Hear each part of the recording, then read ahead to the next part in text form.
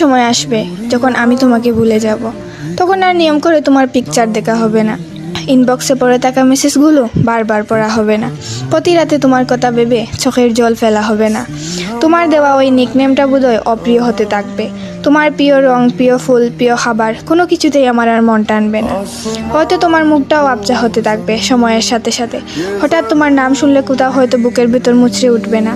সেদিন বলো না আমি বদলে গেছি, বলো না আমি তোমায় কখনো ভালোবাসিনি।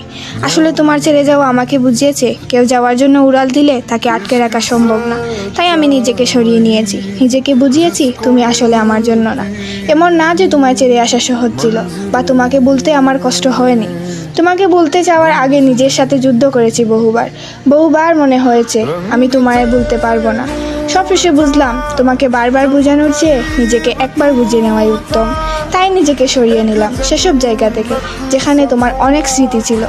সেদিনের পর থেকে আমাদের সব কিছু তোমার আমার হয়ে গেল, আমাদের আর রইল না।